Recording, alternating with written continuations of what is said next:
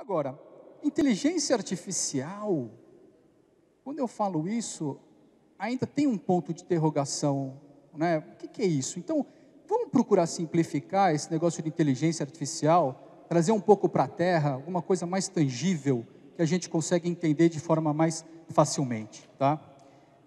A principal aplicação dentro do mundo da inteligência artificial é um termo que vocês já ouviram, que chama Machine Learning. Em português é aprendizado de máquina. E dentro disso, tem alguns tipos de Machine Learning, mas o principal deles, que é o que interessa aqui para a gente, é um negócio chamado análise preditiva. Gente, isso significa que a gente está fazendo previsão. Nada além disso, a gente está fazendo previsão.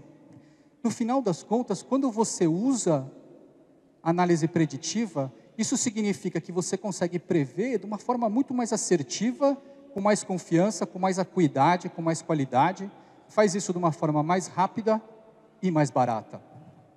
E sem contar que você abre a porta para uma série de coisas que antes você não conseguia fazer, mas que com previsão você consegue. Então agora a gente não está mais falando de análise, de inteligência artificial. Agora a gente está falando de fazer previsão.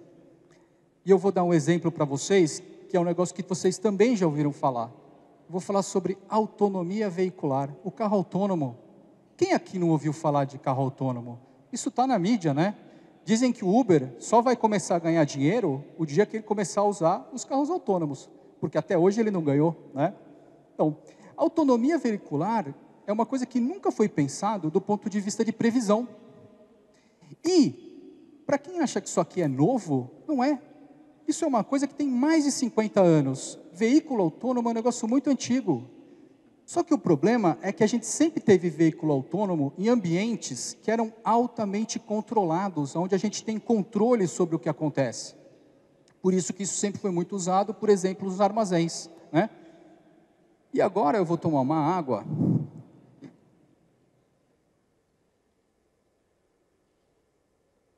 Para garantir, né? Muito bem. E eu vou fazer um parênteses para a gente quebrar um paradigma.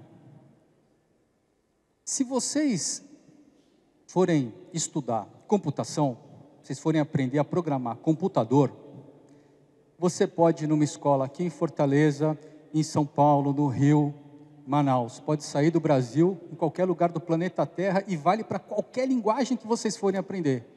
A primeira coisa que vocês vão aprender é um negócio que chama variáveis. Tem variável constante, variável numérica com ponto decimal, tal, tudo bem.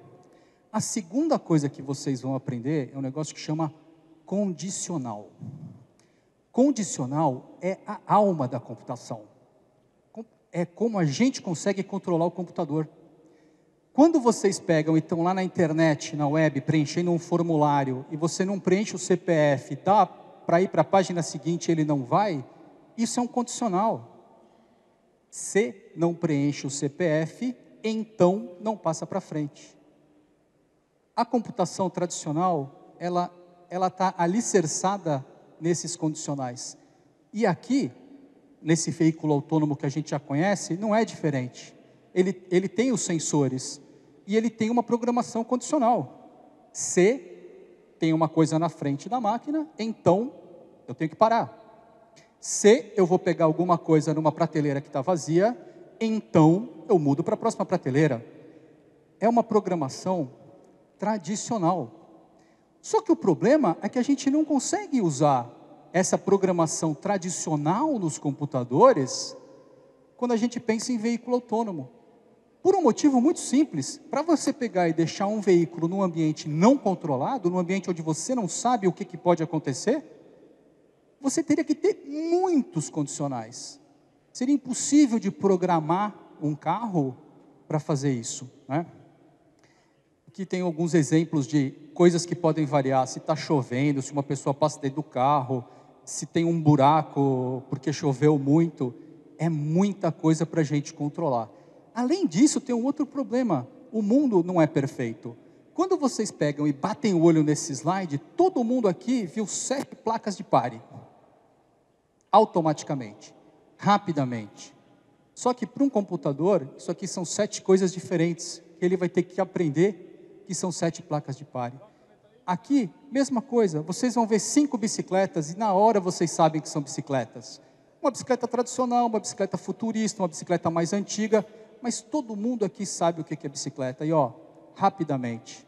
E por que isso? Porque o nosso cérebro, ele processa uma coisa chamada similaridade de uma forma impressionante. Nosso cérebro faz isso muito bem.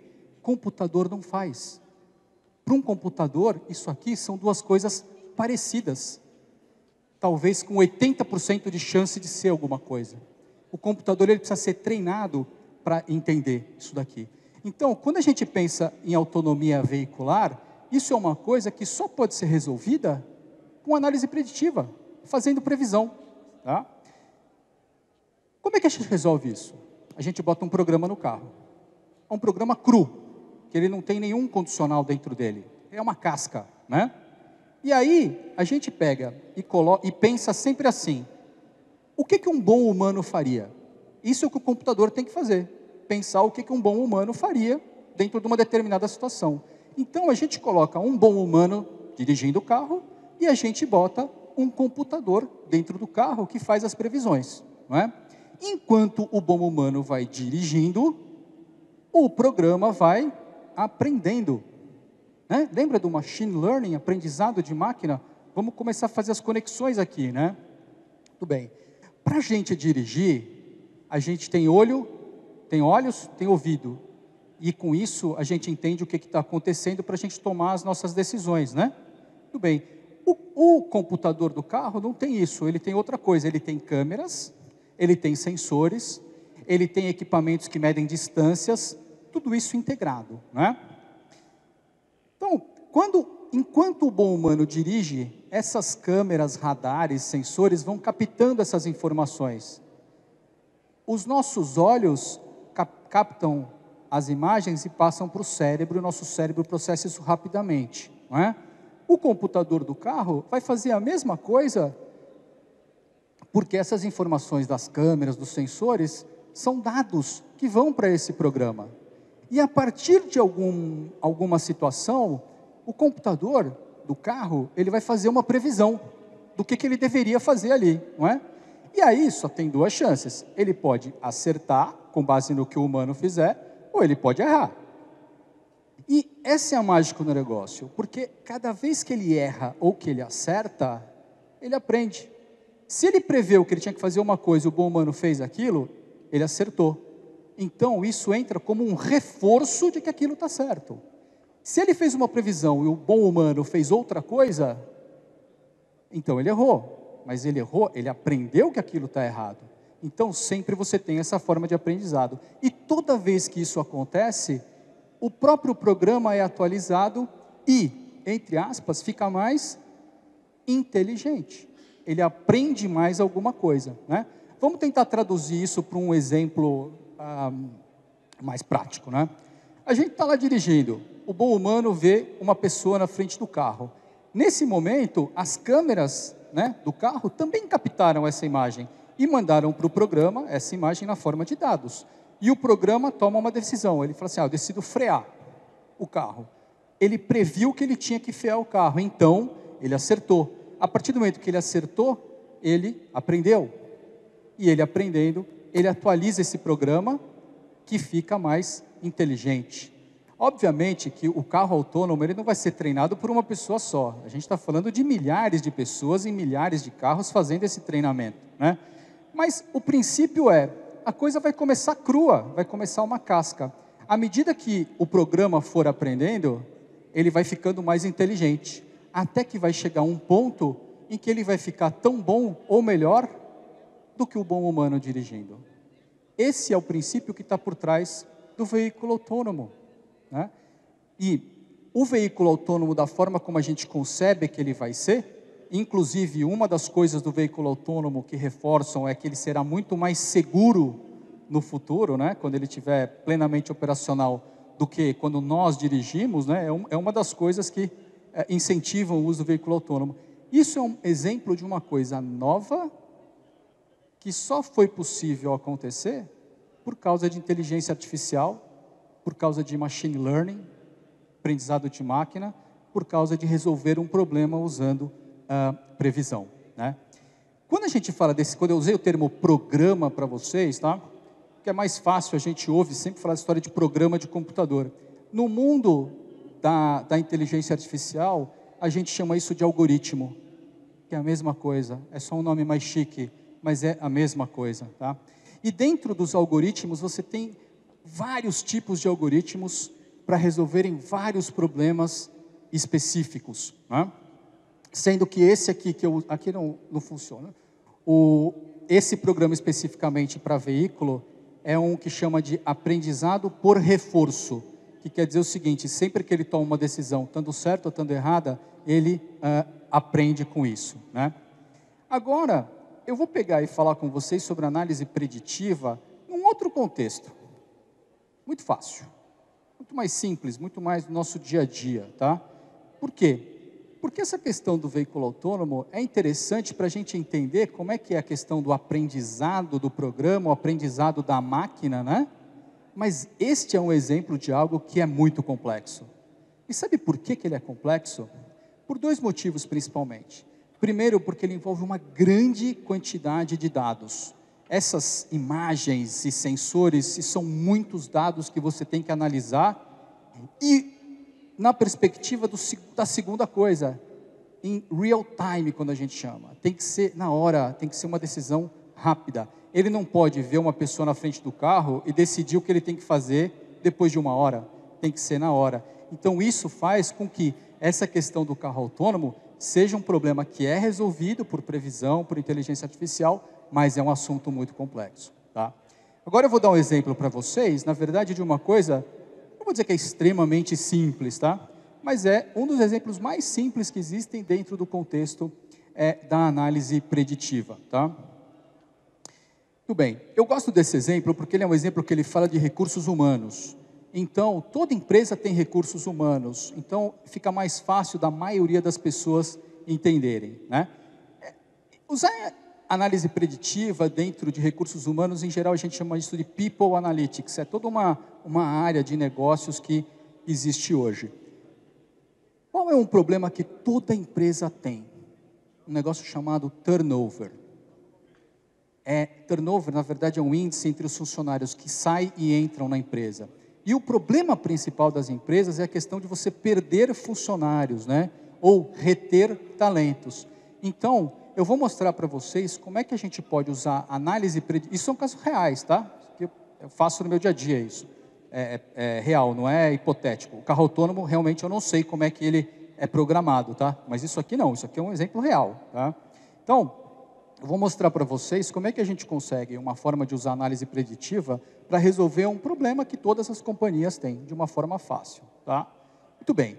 Aí vocês estão olhando esses pontinhos aqui na tela, né? E aí eu vou convidar vocês para a gente fazer um momento de abstração, momento LSD, vocês olharem e abstraírem essas bolinhas, tá? E pensarem o seguinte: cada uma dessas bolinhas é uma pessoa. Ela é uma pessoa que é um colaborador da empresa.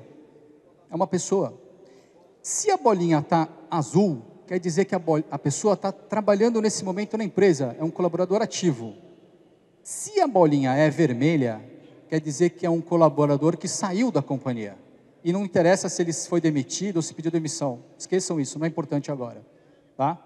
O fato é que tudo isso daqui junto é uma coisa que a gente chama de dataset, ou de conjunto de dados, né? Como é que a gente traz isso um pouquinho mais para o nosso dia a dia? Pensa no Excel. Todo mundo aqui deve mexer com o Excel um pouquinho, né? Então é o seguinte, isso aqui é uma basezinha de dados, aonde você tem as pessoas nas linhas, e você tem características dessas pessoas na coluna. Porque independente da pessoa ser ativa ou não, ela tem essas características. Quantas horas extras em média ela faz por mês, se ela é uma pessoa da área operacional, da área administrativa, se ela tem abono pecuniário. Olha, normalmente a gente trabalha com 30, 40 características das pessoas, né? Agora tem uma coluninha ali do Excel que é muito importante, que é uma coluninha que está escrito lá, desligado. E nessa coluna, para cada pessoa, ter uma informação, sim ou não. Esse sim ou não é o que vai definir se a pessoa é azul ou vermelhinha, tá? E aí a gente vai pegar e usar um programa de análise preditiva, né? E vai jogar toda essa informação aqui dentro desse liquidificador. E o que esses programas fazem? Eles cruzam, eles fazem milhares de cruzamentos de todas as pessoas, com todas essas variáveis, essas características, para quê? Para conseguir determinar quais são aquelas características que são mais importantes para eu conseguir prever a pessoa que vai sair da organização, não é? E aí, independente se você usa um software de $1 milhão ou se você usa um software livre, tá? Você vai ter alguma coisa parecida com isso daqui, com essa tabela aqui, né? Normalmente, esse é o momento que os advogados levantam e vão embora, porque esse é o slide assustador dessa apresentação, não é? Agora, vamos entender se ele realmente é assustador? Porque assim, ó, tem essa tabela, eu não sei se vocês sabem o que é esse negócio aqui que chama P-valor. P-valor é uma medida estatística que tem uma fórmula horrorosa. Mas tudo bem, o programa calcula para você o P-valor. Agora, eu vou ensinar para vocês uma regrinha básica que você faz com esse P-valor que o software criou. Vocês reparam que nessa tabela, os P-valor que são mais próximos do zero estão em cima. E eles vão crescendo até aquele valor ali de 0,944, não é? Eles estão em ordens crescentes de valor. As características estão ordenadas pelo P-valor. Então, ó, esquece como eu calculo o P-valor, tá? Só lembra disso que eu vou falar agora. Quanto mais perto o P-valor tiver do zero, isso quer dizer que a determinada característica é mais relevante para ajudar você a prever se o funcionário vai sair, tá?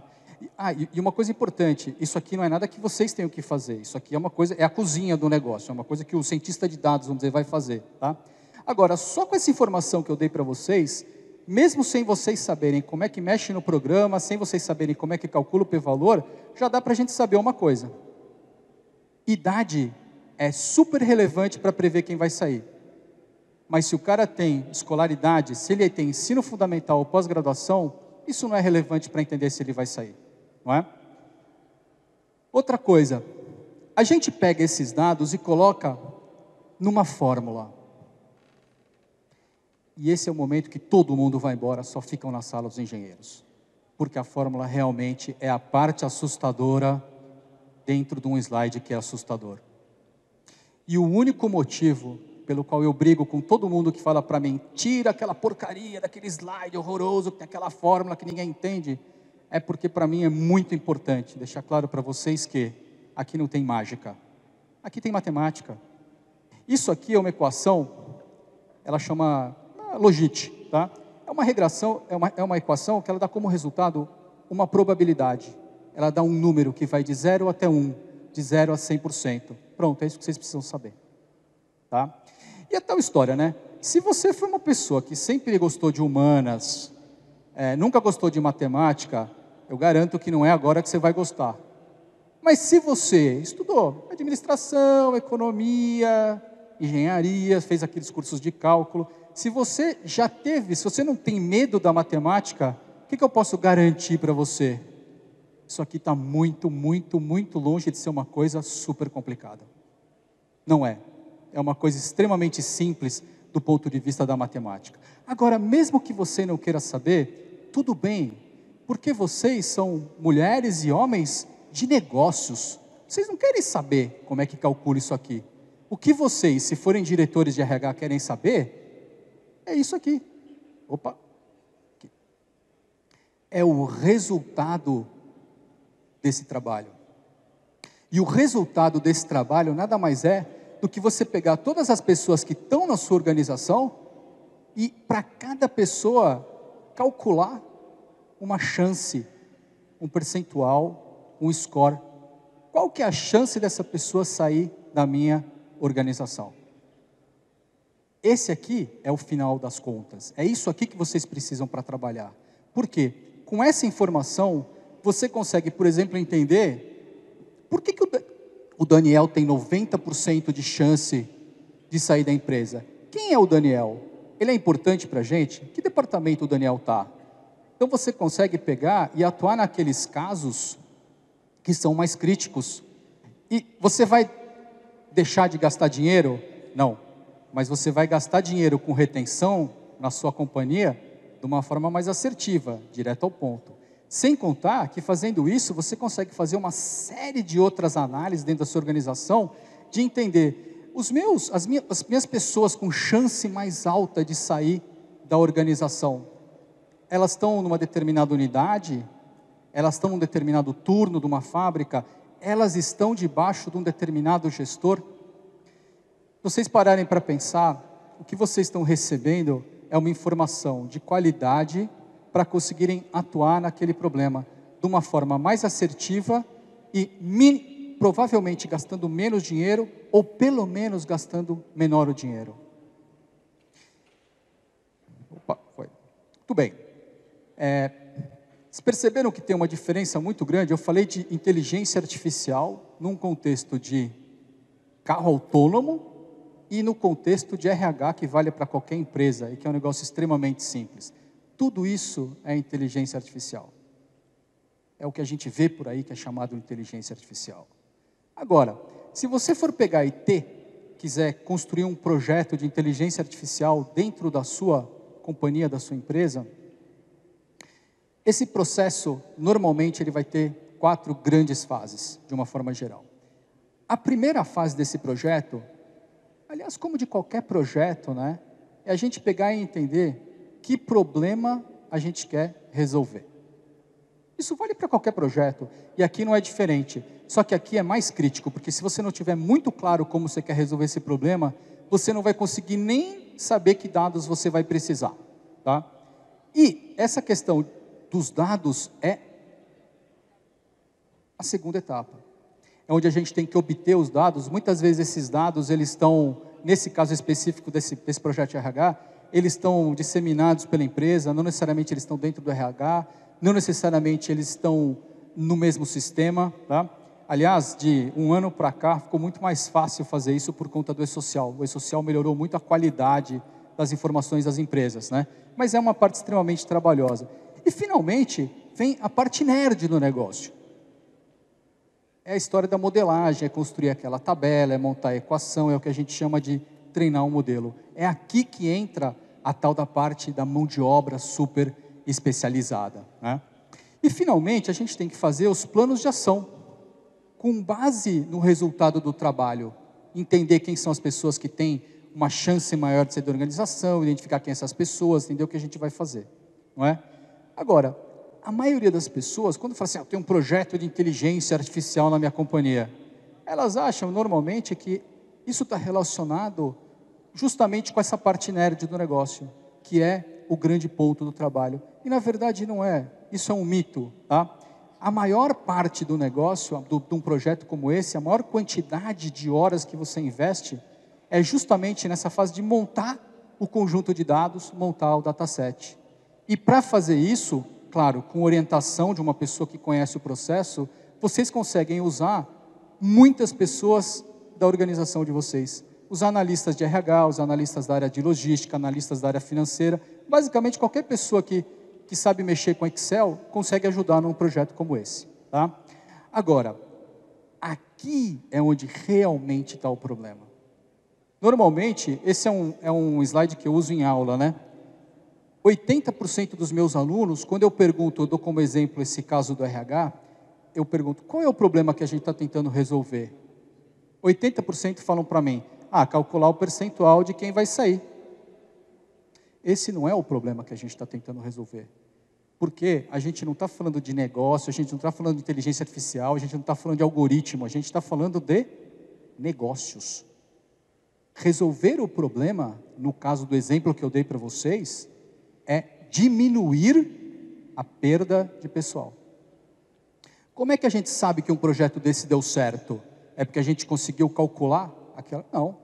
Esse projeto deu certo se depois de 6 meses a gente tinha uma previsão de quantas pessoas a gente ia perder e a gente vê que essa previsão, o real, está caindo, né? É aí que a gente vai ver que efetivamente a gente conseguiu fazer. Então, essa questão de definição dos objetivos não é a parte onde a gente investe mais horas, mas com certeza é uma das partes mais críticas, tá?